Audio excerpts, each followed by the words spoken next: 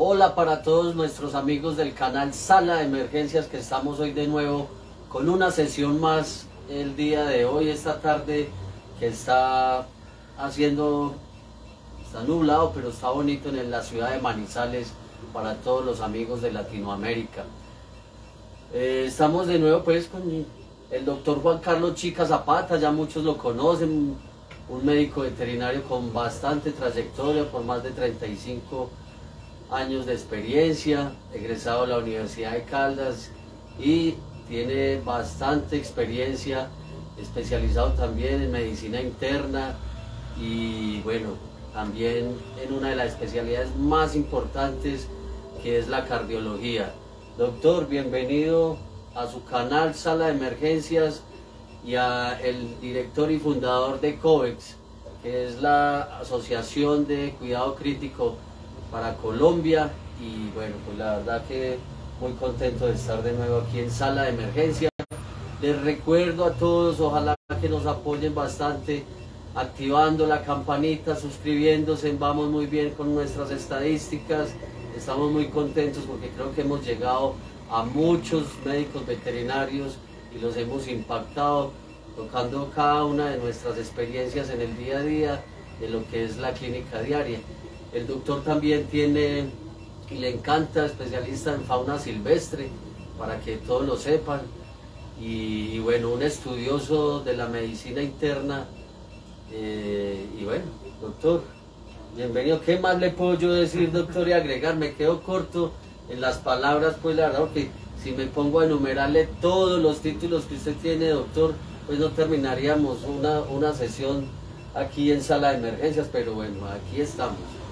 Doctor Raúl, buena tarde, espero se encuentre bien. Pues gracias por esas palabras. Realmente pues no soy más de lo que ustedes ven acá en el consultorio y en la clínica diaria, pero pues bueno, un agradecimiento de todas maneras por ese reconocimiento que no solamente me hace usted, sino muchos colegas inclusive.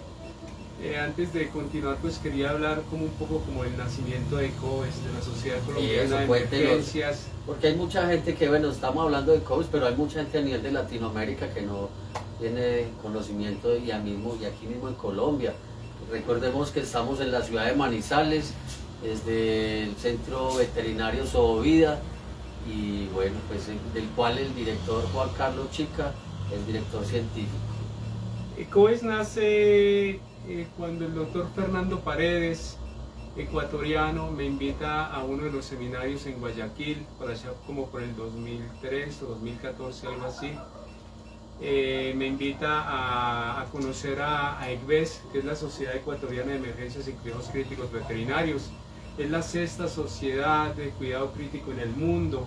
Antes de ello se había creado EBES, que es la Sociedad Americana de Cuidado Crítico. Está otra ECVES, que es la Sociedad Europea de Cuidado Crítico. Luego nació, creo que, la Sociedad Brasilera de Cuidado Crítico. Luego nació la Sociedad Latinoamericana de Cuidado Crítico, creo que es VEX, por el doctor César Villalta y todo esto. El doctor Mario Jensen también tiene que ver con la Sociedad Latinoamericana de Cuidado Crítico. Y la séptima sociedad que nace en el mundo se llama COVEX. COVEX viene de la palabra en inglés Colombian Veterinary Emergency Critical Care Society, Sociedad Colombiana de Emergencias y Cuidados Críticos Veterinarios, y nació a través de esto. Y a través del ofrecimiento que me hizo el doctor Fernando Paredes, médico, veterinario y clínico, quien trabaja en la ciudad de Quito, Ecuador, y me invitó a uno de los seminarios en Guayaquil para hablar sobre cuidado crítico cardiovascular. Nació la idea de COVEX, y conjunto con otro colega, el doctor Julio Morales. Un abrazo para el doctor Julio Morales, uno de los médicos veterinarios pues también de un reconocimiento a nivel latinoamericano y muy conocido por todos, y con un amigo, Juan Pablo Gómez Corso, iniciamos a COVEX. Tuvimos el primer seminario en agosto 4, 5 y 6 en la ciudad de Pereira, primer seminario internacional de cuidado crítico veterinario. Tuvimos la oportunidad de invitar a todo el equipo médico de INVES Ecuador, al doctor Fernando Paredes, al doctor Javier Rodríguez, excelente cardiólogo, excelente. No lo he vuelto a escuchar. Las mejores charlas en cardiología las da este hombre, digámoslo así, este médico. A una persona que explica, que se le aprende y todo eso, no haciendo de lado todos los otros cardiólogos que hay a nivel latinoamericano y españoles, como César Villalta, por ejemplo, otros de la talla de Alberto Montoya, Salvador español de Islas Canarias, Salvador Galvez Garrido de México, Stephen, el doctor Stephen, ya se me olvidó, bueno. Todos estos médicos, cardiólogos, a quienes recuerdo, con quienes he tenido la oportunidad de estar en algún momento. Entonces la Sociedad Ecuatoriana de Emergencias y Cuidados Críticos la conforma el doctor Fernando Paredes, el doctor Javier Rodríguez y el doctor José Julián Zúñiga Velarde. Los tuvimos acá en Colombia. Tuvimos la oportunidad de traer al primer seminario de emergencias y cuidados críticos veterinarios. También pudimos traer al doctor Iván Álvarez, que falleció en el 2017, creo que fue 2016, un 25 de diciembre. Cardiólogo, egresado de una de las mejores universidades también de Colombia y pasantías en los Estados Unidos y todo eso. Me molestaba mucho con mi Sachi. Cada que me veía me decía Sachi, de los seminarios y todo eso. Tuvimos al doctor Jorge Forero, al doctor César Mayorga por Colombia. Tuve la oportunidad de invitar a María Fernanda Cabrera Blatter, argentina, endocrinóloga, no pudo venir porque estaba enferma para aquella época. Lastimosa, luego COES hace un segundo seminario en donde trae al doctor Jorge Forero y en donde trae al doctor Mario Marzo Diuris. Le cuento, doctor, una anécdota. Ninguno de ellos, doctor, hoy en día se acuerda del doctor Juan Carlos Chica. Y me los encuentro en seminarios, ¿no? Y como si nadie existiera. Y lo voy a decir, prácticamente una de las personas que hizo que se conocieran también a nivel latinoamericano, se hizo a través de COES, ¿sí? No se dice modestia aparte porque es insolente y es soberbia y de eso no manejo yo para nada. Entonces, pero hubo un colega médico veterinario que buscó la forma de crear congresos veterinarios y llamó a los doctores y les decía que COES no iba a salir con nada, que no les iba a pagar absolutamente nada. Y a todos, a ninguno de los conferenciantes que vinieron a los congresos de COES, a ninguno dejó de pagársele, que en aquella época recuerdo que eran como $800 que se les pagaba por los 3 días, la estadía en Colombia, los pasajes ida y regreso a sus países de origen y todo eso en avión, todo lo pagó COES. Bueno, COES sigue en pie. Estamos en este momento a través de lo que estamos haciendo, sala de emergencias, continuando con COES. COES no ha fallecido, COES no ha muerto, COES no está en el olvido ni en el ostracismo. Doctor, lo estamos recordando. Sigue más vivo que nunca, porque claro, desde que su fundador esté, pues doctor, y seguiremos con su legado en adelante, por siempre. O sea que no hay que temer a que COES vaya a desaparecer en algún momento. Pero sí hubo envidias, doctor, por parte de algunos colegas y crearon otras sociedades de cuidado crítico y comenzaron a viajar por varias partes con los seminarios de analgesia y anestesia, que esos seminarios los trajo fue COES acá al país, lo mismo los seminarios de emergencias y cuidados críticos.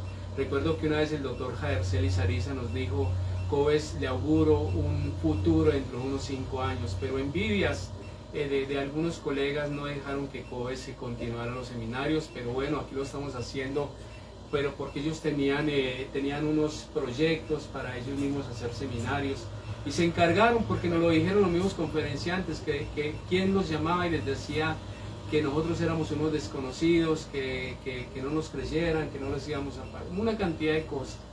Saludos para el doctor Julio Morales y para Juan Pablo Gómez Corso, aquí en la ciudad de Manizales, en Palermo, también quien ha estado con nosotros en este proyecto. Bueno, a través de Sala de Emergencia, no se olviden activar la campana de notificaciones, suscribirse al canal y apoyarnos y compartir a los colegas y todas estas cosas, dar like. Y en Facebook las páginas Doctor Chica Coves y en los grupos Veterinario Pequeño Corazón, en donde hacemos cardiología. Los invitamos para que estén presentes. Bueno, doctor, la verdad, después de esta introducción y este breve resumen de lo que es COVEX, ahora sí entremos pues en materia. Ayer estábamos viendo el caso de Luna, de una paciente felina de 8 años de edad que llegó aquí a la sala de emergencias con un neumotórax severo, con una taquicardia fuerte, ¿sí? Y la verdad pues también con unos problemas metabólicos como es una pancreatitis. Ayer vimos que estaba bastante hipertensa y tocamos el tema de la hipertensión y de los signos o qué no se debe hacer también cuando un animal está hipertenso. Se habló de cómo tomar la presión, ¿cierto? ¿Qué no se debe hacer en pacientes con pancreatitis? ¿Qué no se debe hacer en pacientes con pancreatitis? Todo eso lo hablamos el día de ayer y bueno, lo que se dijo se aplicó en el paciente, siendo la verdad que el paciente a las 3 horas o 4 ya estaba completamente, digamos que restablecida en cuanto a su presión arterial, se reguló en su sistema respiratorio, su frecuencia cardíaca, respiratoria, la parte cognitiva y en cuanto al manejo del dolor. Entonces ya hoy pues queríamos contarle a la paciente, ayer al final de la tarde-noche la paciente ya tuvo ánimos también, inclusive aún ya cuando teníamos el control del dolor, pues accedió a comer porque estaba sin apetito, ¿sí? Estaba anoréxica. Y bueno, ese fue la verdad que un buen logro el día inmediatamente de ayer. En la noche comió un poco, mentiras, no comió mucho, perdónenme. Y hoy a la madrugada la dejamos pues ayer, al pasar el día del día de ayer al amanecer de hoy, la dejamos tranquila, que descansara con buena temperatura y en la mañana, hoy 5 o 6 de la mañana, ya tomó y comió, la verdad, bien su comida de la lata de nutrición enteral, ¿cierto?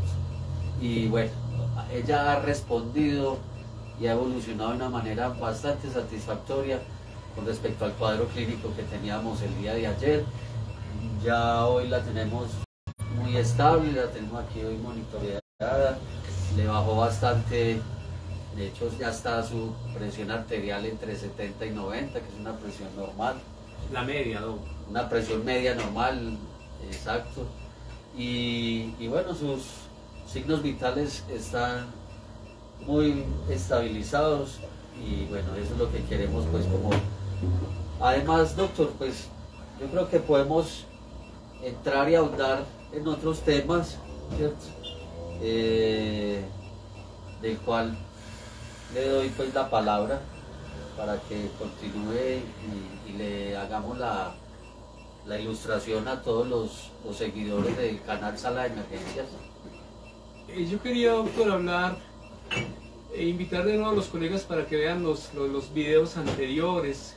En este momento, Sala de Emergencias tiene cerca de 550 videos y son videos médicos en donde nosotros tenemos el caso clínico del paciente y vamos hablando sobre lo práctico, ¿no? Sobre casos clínicos y todo eso, y vamos mostrando la evolución inclusive de los pacientes y todo. Vamos mostrando la química sanguínea que tenemos, cómo va evolucionando, cómo van haciendo cambios los marcadores bioquímicos en cada toma de exámenes que se hace al paciente.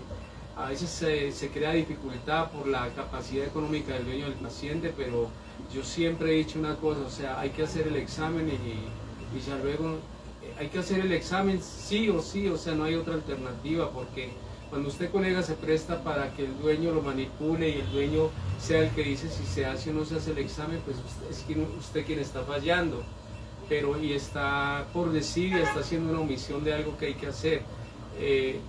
O si no, advierte al dueño del paciente, porque el dueño del paciente todos los días va a venir al consultorio a decirle, doctor, no mejora, no mejora. Pues lo mejor es hacer los exámenes, la química sanguínea, la analítica sanguínea que ustedes consideren que necesita el paciente, y no prestarnos para hacer lo que diga el dueño, porque el dueño siempre va a querer que usted no le haga gastar un solo peso, evento o dinero, ¿no? Doctor Juan Carlos, yo creo que independientemente, ¿cierto?, del tutor o de la responsabilidad que debe tener cada propietario acerca de los gastos de su mascota, pues nosotros no podemos, la verdad, hacer caso omiso de los protocolos o de los protocolos médicos que debemos seguir en la parte de clínica o en la medicina interna. Tenemos que hacerla tal como es si queremos sacar un paciente adelante. En este caso, pues yo quisiera que habláramos, doctor, de la importancia del potasio en el paciente cardiovascular. El potasio, doctor Raúl Antonio, es el que le da prácticamente el voltaje a la célula, ¿sí? Todos conocemos, todos ustedes como médicos conocemos lo que es la bomba de sodio y potasio, cómo actúa a nivel cardíaco, todo esto, ¿sí? El potasio lo podemos determinar bajo parámetros, mandando por ejemplo un ionograma, en donde evaluamos no solamente potasio, sino cloro, sodio, magnesio, otro tipo de iones, ¿no? Entonces podemos mandar niveles de potasio a un paciente, porque en el electrocardiograma, por decir algo, tenemos una onda T elevada, ¿sí? Y es un paciente que cuando la onda T está elevada es porque hay una hipercalemia, y si hay una hipercalemia la frecuencia cardíaca tiende a caer, ¿sí? Es como cuando hay hipertensiones, por la ley de Laplace, la frecuencia cardíaca, hay bradicardias reflejas, y a frecuencias cardíacas elevadas hay presiones, tensiones arteriales bajas. Y así pasa con el potasio. El potasio elevado, la frecuencia cardíaca es un paciente bradicárdico. Inclusive en los pacientes que se le va a hacer cirugía de corazón se coloca potasio para producir una parada cardíaca por 20 minutos, por decir algo, con una bomba extracorpórea de todas maneras para hacer las veces de corazón y ir trabajando sobre ese corazón que está digamos detenido. Y ya luego se le inyecta de nuevo el corazón y se le coloca de nuevo las drogas necesarias para que vuelva el latido cardíaco, ¿no? Ahí es donde están los riesgos. Por eso las cirugías de corazón, como cualquier cirugía, trae sus riesgos, y más en este órgano. Cuando la onda T está caída, pues le hace sospechar a uno de un potasio y de una hipocalemia, ¿sí? Correcto. Entonces ahí es en donde usted debe mandar un ionograma para medir niveles de sodio, fósforo, cloro, calcio, magnesio, etcétera, así hacer un ionograma completo para usted determinar los niveles de potasio. Este paciente, Olguita, a ver si nos colabora la enfermera. Dependiendo también la edad del paciente, ¿no? Y a potasio alto, bradicardias, y a potasio bajo, hay generalmente taquicardias y hay taquipneas en los pacientes. Y de aquí, doctor, para que me recuerde ahora, para que hablemos de antihipertensivos en base al potasio. Tenemos un paciente, Lulú, de ¿cuántos años? 8 años de edad, con un potasio de 3.2, ¿sí? ¿Cuáles son los niveles de potasio, doctor Raúl Antonio, normales en gatos? En gatos estamos hablando entre 3.7 y 5.5. En cada especie animal, los niveles de potasio varían. Por eso la medicina veterinaria, cada que uno ve una especie, uno estudió debe estudiar medicina en esa especie y debe comenzar por desde anatomía, farmacología, histología, patología, todas las áreas de la medicina en esa especie para no ir a cometer errores. Sí, a veces nosotros los médicos veterinarios que no tratamos digamos gatos, en mi caso pues yo tengo estudios en gatos y todo eso, pero hay veces cometemos errores por tratar una especie sin conocimiento, o tratar lagomorfos, o acotónidos, o liebres, o conejos, o hámster, o puris, o aves, o tratar silvestres, por ejemplo, que es mi otra área de orientación, digámoslo así. Entonces, tenemos un potasio en gatos de 3.7 a 5.5 normal. Este gato tenía un potasio de 3.2. A un potasio bajo, las frecuencias cardíacas se elevan. Sí, doctor. Generalmente es lo que tiende a suceder. Hay veces está normocárdico, no pasa absolutamente nada, depende del grado como esté el potasio. Pero vamos a restaurar el potasio en este paciente. Es un paciente que tiene 3.2 de potasio. Yo no lo voy a subir a 3.7, lo voy a subir a 4. ¿Sí? Entonces, 4 es lo que yo espero que me eleve el potasio en el paciente. Olguita, ¿nos colabora por favor con la calculadora o me la permite? Entonces 4 es lo que yo espero elevar el potasio entre 3.7 y 5.5, ¿no? Entonces lo tiene en 3.2. De 3.2 a 4, que espero yo elevarlo, ¿cuánto hay? Hay 0.8. Vamos a hablar de algo muy importante que es los niveles de agua corporal en los mamíferos y en muchos animales. La cantidad de agua en la mayor parte de los mamíferos, y no solamente, incluyendo el hombre, y el hombre, para aquellas personas que le dicen no me compare con los animales, les quiero decir que pertenecemos al reino animalia todos somos reino animalia, tanto en la especie Homo sapiens como los animales. Y de ahí para abajo ya se va diferenciando en cordados, en una cosa, en la otra, artiodáctilos, tal. Bueno. Entonces, la mayor parte de los seres vivos tienen un porcentaje de agua corporal, y este porcentaje de agua corporal va entre el 50 y el 70% del peso del paciente. En promedio pensamos que es 60 el porcentaje de agua corporal y es para todas las especies. Pero, doctor Raúl Antonio, ¿cómo le parece que en los neonatos y en los animales jóvenes el porcentaje de agua corporal puede ir hasta un 90-95%?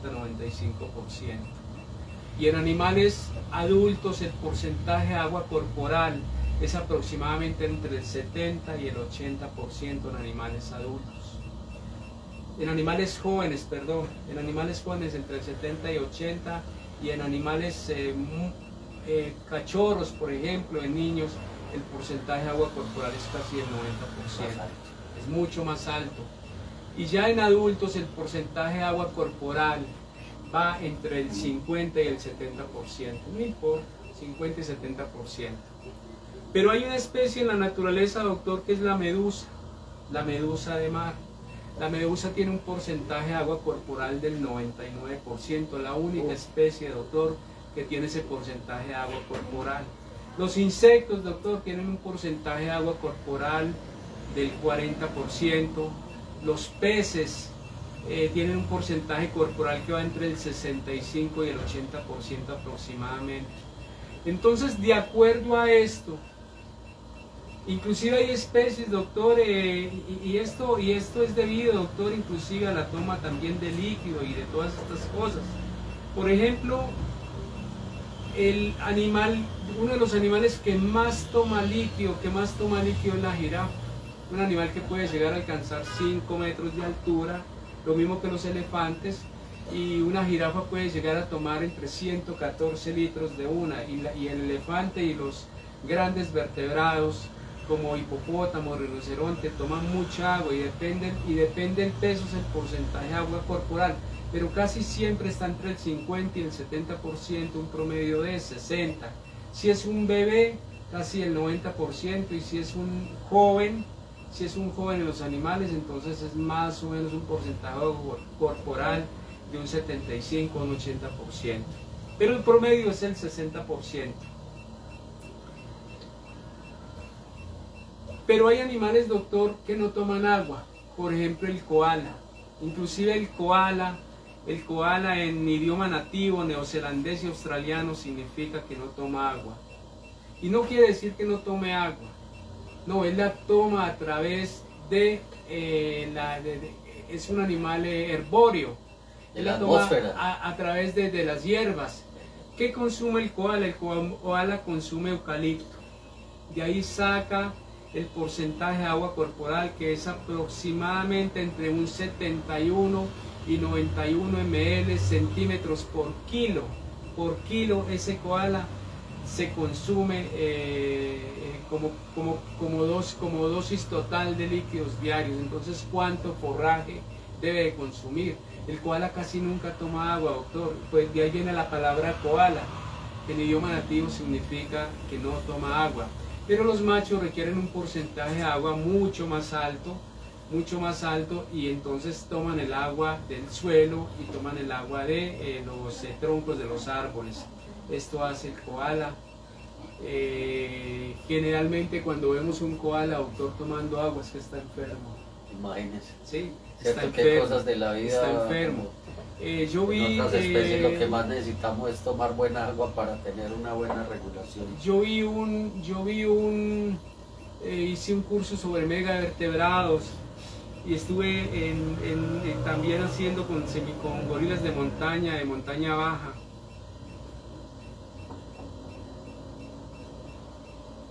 Y conocí en alguna de estas partes, llevaron un perezoso, doctor, llevaba 10 días sin tomar líquidos, sin comer absolutamente ningún alimento, ¿sí? Y el médico veterinario le mandó un laxante a este perezoso y lo mató, doctor, porque los perezosos hasta para eso son perezosos, demoran entre 11 y 14 días sin consumir alimento y consumir líquidos. Entonces quería hablarles un poquito sobre esto. Quería, antes de continuar, contarles que las jirafas, ahora que hablamos de jirafas, el nombre científico es Girafas camelus tardalis, creo que es. Y el elefante es Elephantus antus. Y esto lo descubrió un científico y médico sueco, Carl von Linneo, la taxonomía de las especies, por allá como por el 1700, algo así. La jirafa, un dato curioso, doctor, la jirafa tiene presiones arteriales entre 180 y 280 milímetros de mercurio. ¿Cómo bombea esa jirafa ese corazón que está a 2,5 metros de altura para bombear 2,5 metros más hasta un cuello? ¿Sí? Para soportar inclusive la misma gravitación. ¿Cómo bombea sangre hasta allá? ¿Sí? Es un corazón que pesa aproximadamente, el corazón de la jirafa tiene más o menos, pesa como 60 kilos. Es impresionante, tiene unas paredes de 7 centímetros de anchas, inclusive interventriculares, interauriculares y todo. ¿Y por qué tiene que bombear sangre? Porque la jirafa, al igual que las culebras arbóreas, doctor, la jirafa tiene unas presiones hidrostáticas muy bajas. Y esas presiones hidrostáticas muy bajas hacen que la perfusión sanguínea, el riego sanguíneo a nivel cerebral se disminuya. Por tanto, la presión intracraneal en ellas es muy baja. Entonces, se necesita bastantes volúmenes de presión para mantener una buena salud cerebral y que ese cerebro sea perfundido. Ustedes han visto una jirafa tomando agua, se abre de patas para poder agachar la cabeza, y tan pronto la agacha comienzan las bombas venosas, ¿sí? esos sistemas de retorno comienzan a llevar sangre, a llevar sangre, a llevar sangre a la cabeza. La jirafa tiene una presión de perfusión central que va entre 100 y 150 milímetros de mercurio, y cuando agacha la cabeza para tomar aire, para tomar agua, el corazón alcanza a bombear entre 250 y 350. Hay un mecanismo de activación, doctor, en donde esos vasoreceptores estimulan las glándulas adrenales, y estas estimulan la producción de catecolaminas, y estas catecolaminas hacen que se aumente la presión, y se aumentan presiones de perfusión central, doctor, hasta de 250 y 350 milímetros de mercurio. Bueno, volvamos entonces. El tocaba tema del potasio para después. Claro, claro, porque tocaba que hablar de esto, doctor. Sí, tocaba que hablar de esto. Sí, mire, doctor, un programa bien interesante. En contexto, claro. Un programa bien interesante. Mucho más, entonces, que no solo en la especie de Felis o del Canis, sino que en la fauna silvestre, pues o sea, es un tema que tenemos que andar y profundizar y tener en cuenta que cada especie tiene sus parámetros. Y quería decirle a los colegas que las presiones arteriales en perros, se hizo un estudio en 441 perros, el doctor Carlos Arturo Jiménez Castro. Olguita, ¿me permite por favor el libro del doctor Carlos Arturo?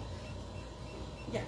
Un cordial saludo también, aprovechando al doctor Carlos Arturo Jiménez Castro, cardiólogo y uno de los pioneros en presión arterial en el mundo. Y se hizo un estudio, doctor, en donde se determinó que los perros que tienen la presión más baja son los cocker. Luego sigue el perro criollo, y los perros con presiones más altas, doctor, son los perros dolicomorfos y grandes, inclusive de tórax ancho y profundo, como setter irlandés, como gran danés, como San Bernardo, pastor de Brief, gigante de los Pirineos, Terranova, todos estos perros. Quería mostrarle a los colegas el libro Hipertensión arterial en pequeños animales del doctor Carlos Arturo Jiménez Castro. Este es un libro pequeño, pero el original tiene aproximadamente 300 páginas. Aquí se lo podemos mostrar a las personas que estén interesadas en él. Pues aquí hay datos de electrocardiografía y presión arterial en pequeños animales, en perros y gatos. Estamos haciendo un estudio en presión arterial en gatos, entonces aquí quería mostrarles el libro. Coautor del libro Enfermedades Cardiovasculares del doctor Carlos Mucha. Muchas gracias, Olguita. Vamos a mostrar una foto del doctor Carlos Arturo para que todos la conozcan. Entonces, esta es la foto del doctor Carlos Arturo, lo pueden encontrar en Facebook también. Carlos Arturo Jiménez Castro, un gran colega, una persona muy estudiosa de las ciencias médicas, sociólogo. Para fortuna nuestra es colombiano. Colombiano. Y fuera de eso es sociólogo, doctor, egresado de la Universidad de la UIS de Bucaramanga, doctor. No solamente médico veterinario, sino sociólogo. Me dedicó, cuando me regaló este libro, dijo, Manizales, 27 de agosto del 2014. Para el doctor Juan Carlos Chica Zapata, dice: quien a nombre de la Universidad de Caldas, a quien debemos lo que somos en materia médica, veterinaria, y ha creado COVES pensando en el bienestar de los animales de compañía y los propietarios como un presente y recuerdo de la amistad y colegaje. ¿Quiénes somos COVES? Suerte, doctor Juan Carlos, en este nuevo y gran camino.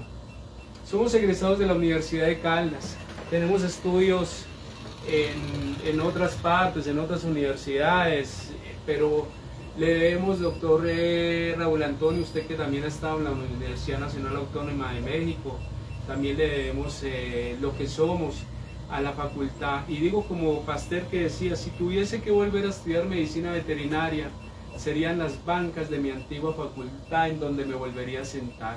Un saludo para los doctores, el doctor Jessy Londoño Naranjo, profesor ilustre, más bien orientador de la cátedra de cirugía, al profesor Héctor Serna, al profesor Carlos Jorge Alfredo Cuartas Peláez, médico veterinario, especializado en medicina interna en equinos, cirujano de equinos, el doctor José Fernando Salazar, Eudoro Orozco, el doctor Pava y todos los profesores que nos están que están aún vivos, tenemos un gran agradecimiento a todos ustedes y créanme que lo que somos es debido a la formación que ustedes nos dieron en nuestra facultad. Así es, doctor, son recuerdos muy gratos el pasar por nuestra queridísima facultad y que bueno, sigue haciendo grandes profesionales. Quería, doctor, téngame aquí un poquito.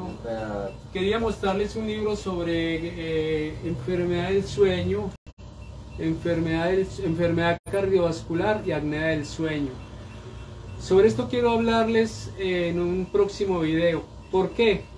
Porque los animales también sufren apnea de sueño, doctor, no detectada, y tenemos que llegar a todo eso, doctor. Tenemos que llegar a detectar. Miren a Lulú, paciente con pancreatitis y comiendo, porque lo importante es calmar el dolor. Lo dijimos en el video de ayer o de antier. Tan pronto se calma el dolor, inmediatamente el paciente se le comienza a dar dieta blanda, y tan pronto el paciente no tiene vómito, se le coloca metoclopramida. Y si tiene vómito, ondansetron o alguno de los otros medicamentos. Tratamos hoy en día de no utilizar inhibidores de bomba de protones como omeprazol, lansoprazol, pantoprazol, ni siquiera ranitidina, a no ser, doctor, porque, doctor, los efectos, realmente los beneficios de colocar estos inhibidores de bomba de protones y estos prazoles no son más los efectos colaterales. Entonces tratamos de no colocarlos a no ser que el paciente tenga un sangrado digestivo, y la metoclopramida contraindicada en sangrado digestivo. Entonces continuamos. Entonces tenemos un paciente con un potasio de 3.2 y lo normal en gatos es de 3.7 a 5.5. Entonces, Olguita, entonces vamos a subir ese potasio a 4. Entonces vamos a subir a 4. Entonces un paciente con un potasio, una hipocalemia en 3.2, vamos a subirla a 4. Tenemos 0.8. ¿Cuánto pesó Lulú, doctor? 3 kilos y 3.5 kilos. Olguita, me regala por favor mate. Entonces pesó 3.5 kilos, ¿sí? Entonces, ya había ¿por qué hablé del agua corporal? Por eso, doctor. Porque vamos a sacar el 60%, el agua corporal es el 60% en promedio. Entonces vamos a sacar el agua corporal a 3.5 kilos.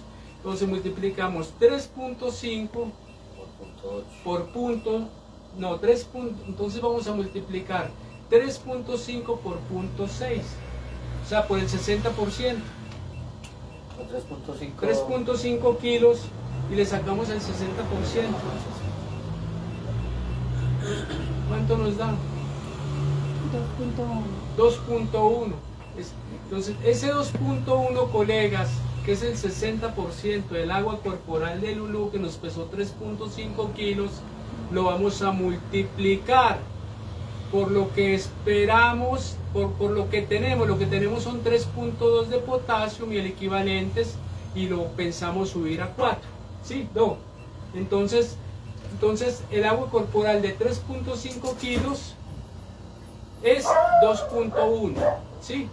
2.1. Entonces ese 2.1 lo vamos a multiplicar por lo que nos falta. Entonces, ¿qué es lo que nos falta? Punto 8. Entonces, entonces bien puede darle la doctora.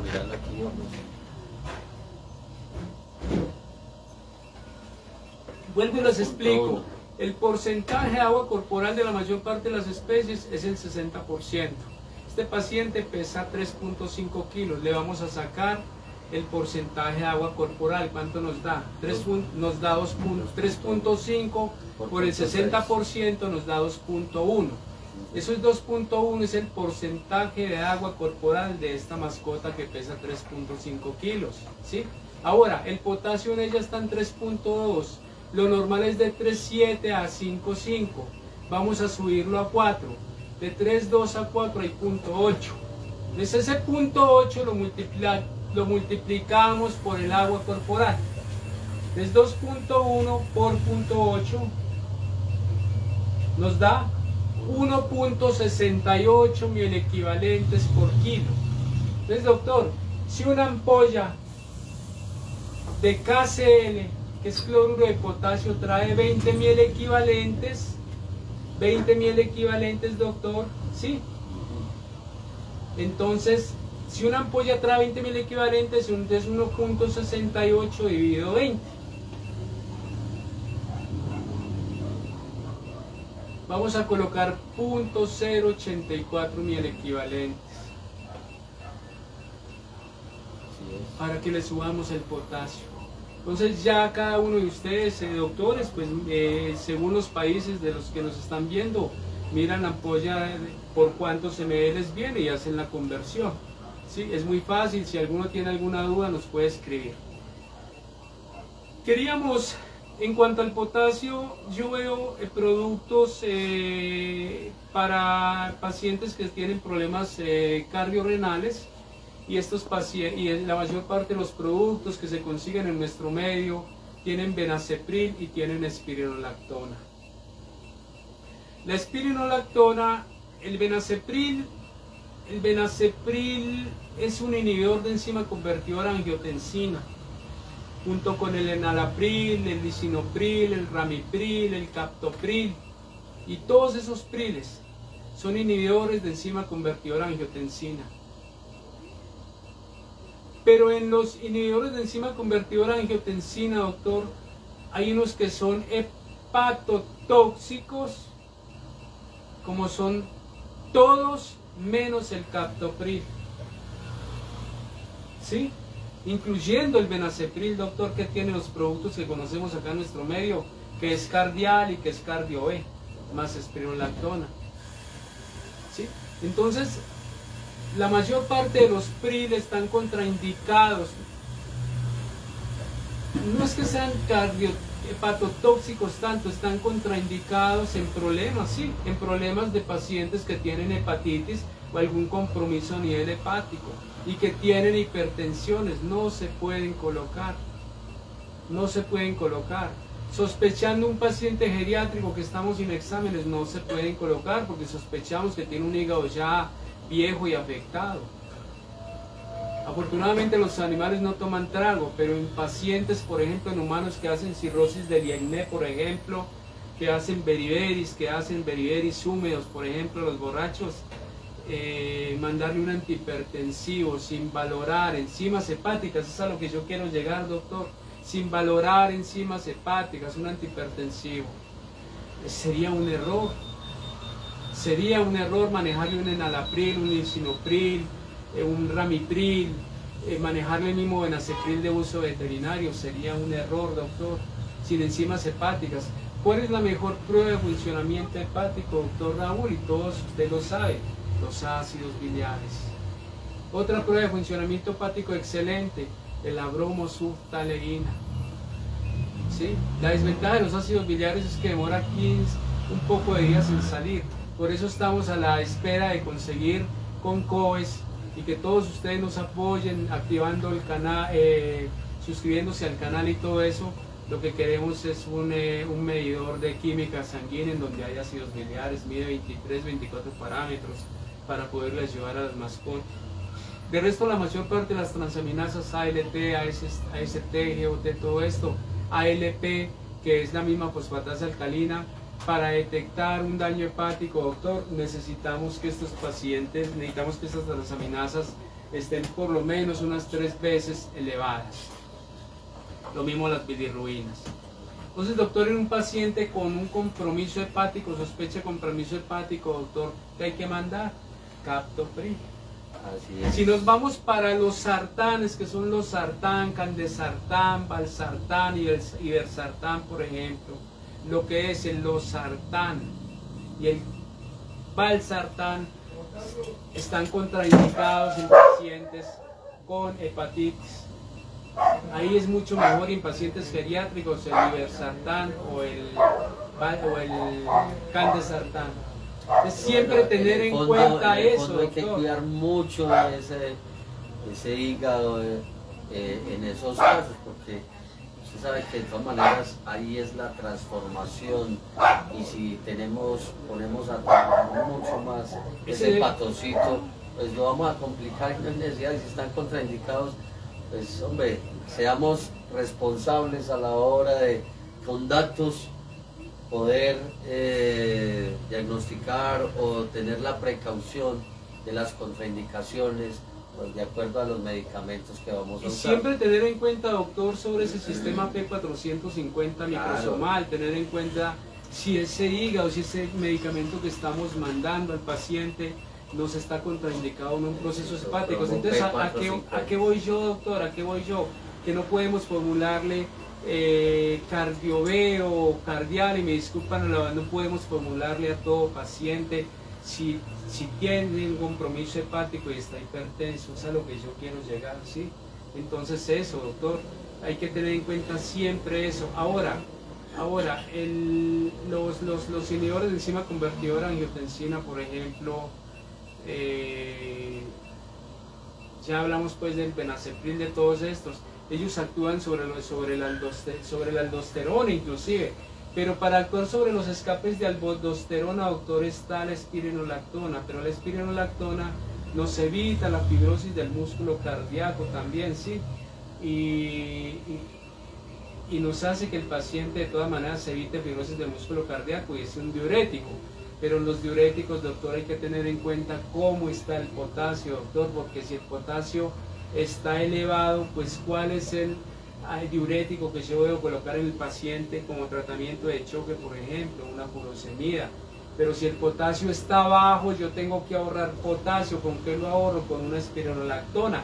Entonces, a mí me parece que la gran falacia y que a veces nos dejamos llevar por los laboratorios sin una investigación clara sobre el producto y si yo lo puedo utilizar o no lo puedo utilizar en determinado paciente.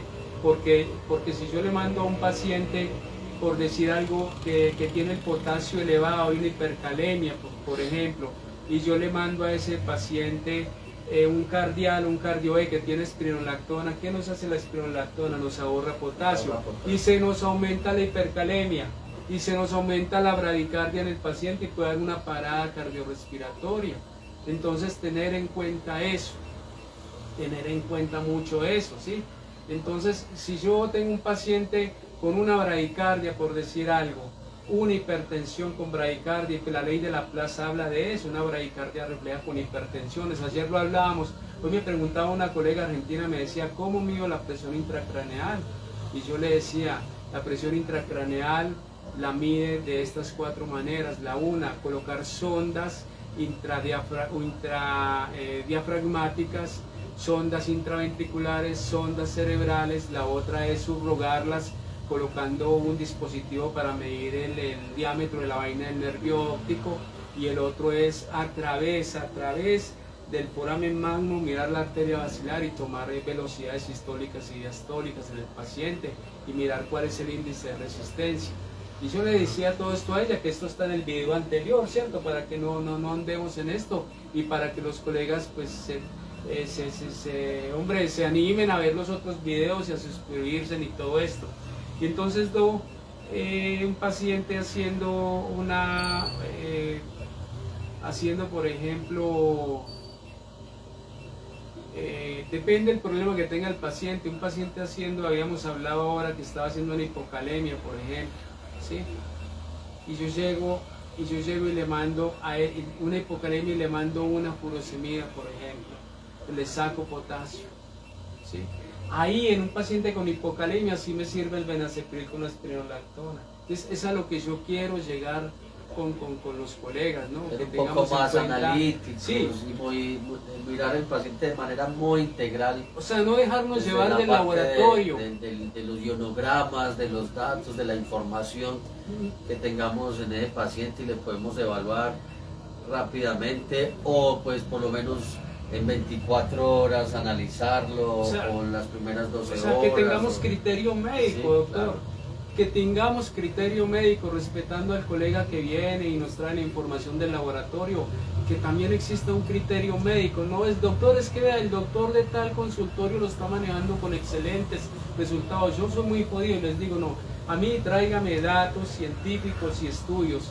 De resto a mí no me diga esas cosas. Clínicamente los podemos ver en el monitor, claro, ¿no? Podríamos tener una ayuda antes de tener. Aunque hay colegas datos que también pues tienen un historial clínico y un bagaje médico impresionante y un ojo clínico y esa letra pequeñita que saben mucho también, hay que tener en cuenta esto.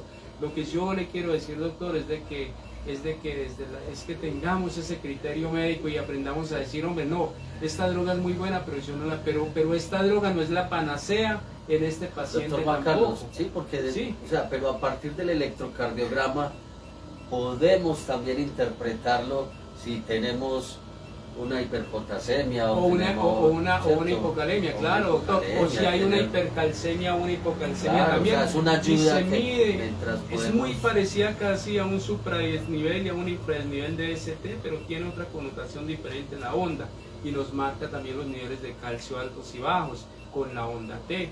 Entonces, todos estos pacientes, entonces, mirar si ese cardial que estamos formulando, esa espirulactona con ese nacepril, está indicada en ese paciente, depende del potasio. Ahora, en gatos, doctor, hablamos mucho del amlodipino en gatos a punto 125 miligramos por kilo, pero realmente, doctor, estudiando sobre hipertensión arterial en gatos, y ahora que estamos haciendo el estudio nos damos cuenta, doctor, que el amlodipino es un antihipertensivo más que todo a nivel renal. Entonces esto lo va encontrando uno en la medida en que uno se va metiendo, investigando. Yo tengo la posibilidad de entrar a otros idiomas, por ejemplo, y conocer qué piensan, digamos, muchos médicos de otras culturas y todo eso. Entonces, y el amlodipino, doctor, realmente en gatos como antihipertensivo es muy bueno el amlodipino, pero yo diría que sí hay que colocar otro antihipertensivo coadyuvante, porque el amlodipino es más que todo un antihipertensivo a nivel renal, más no sistémico. Es tener en cuenta todo eso, doctor. Ahora, un paciente con una hipertensión que le manejo yo si tiene un daño renal, tener en cuenta todo eso. Para terminar, quería decirles que todo paciente que se maneje con IECAS o con sartanes o con algún tipo de diurético, inhibidores de ASA, inhibidores como furosemida, por ejemplo, los que actúan a nivel del glomérulo, algunos como la hidroclorotiazida, por ejemplo, la espironolactona y otro tipo de diuréticos. Para terminar, quería decirle que todo paciente en el cual se utilicen hipotensores, ese paciente debe ser evaluado a los 8, 15 días, al mes, a los 2 meses, a los 4, a los 6 y cada 6 meses. ¿Por qué? Porque cuando uno utiliza hipotensores en un paciente para disminuir una presión arterial, está disminuyendo la presión hidrostática sobre el riñón. Y el riñón entra en falla, doctor. Entonces, ¿para qué son los controles? Y decírselo a la gente sin pena. Mire, su paciente necesita unos controles y le valen esto. Claro, sí, sin pena. Es que o sea, no mandar el paciente para la casa. Parte también de la evolución, sí, de tener el control. Aparte, no solo de tener el paciente cerca, los tutores también van a estar agradecidos de que el paciente esté en esos controles, y obviamente que cada de esos controles pues tendrá también para unos ingresos, ¿cierto?, para nuestra empresa. Claro. Pero hay que hacerlos de manera, o sea, eso ya entramos en otro campo que es el mercadeo. No, y usted está haciendo, pero estamos desde el punto de vista médico lo correcto, ¿cierto? Usted no está haciendo una desidia por omisión. Sí, no. Yo creo que o sea, usted está haciendo lo que hay que hacer de la parte exacto, y no tener miedo de decir, no, esta persona va a pensar que todo acá es caro y todo eso.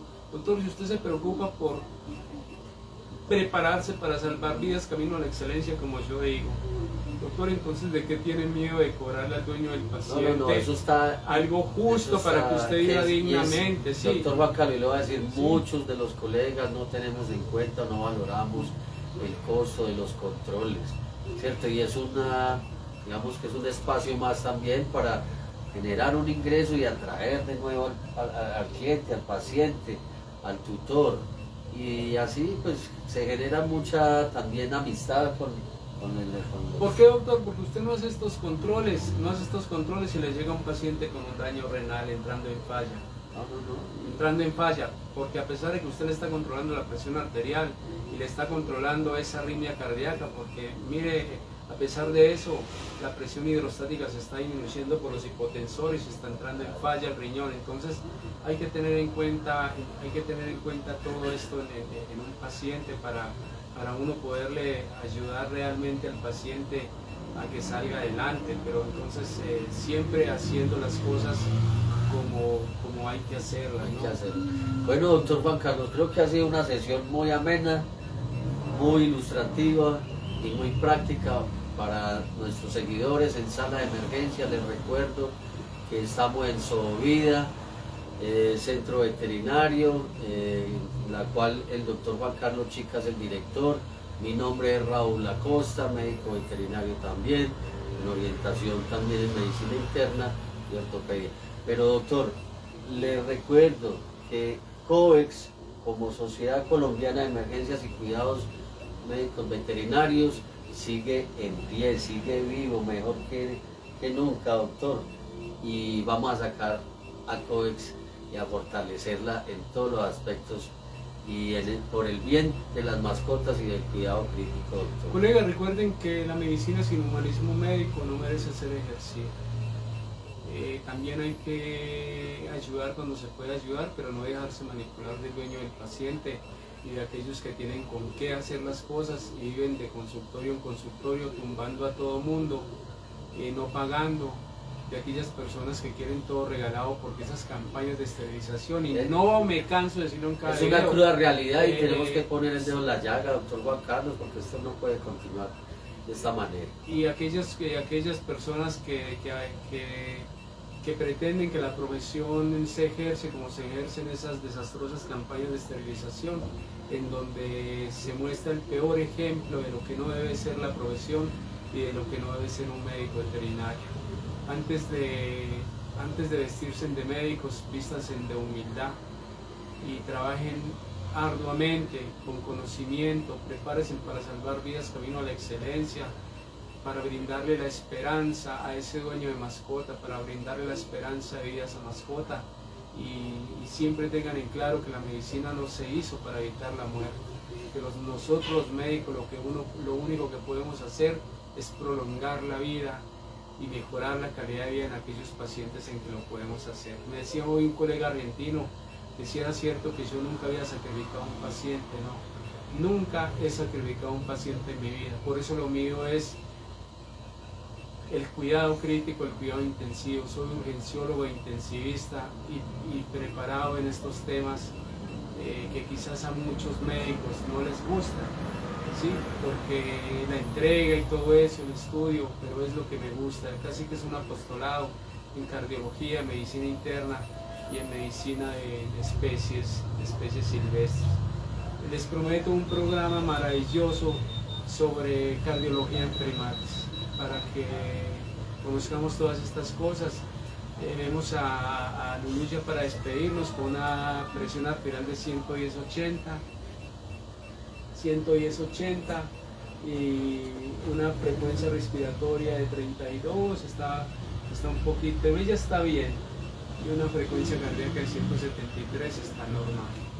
Los invitamos para que vean el canal Sala de Emergencias, activen la campana de notificaciones, den like y compartan a sus colegas y apóyennos en este proyecto.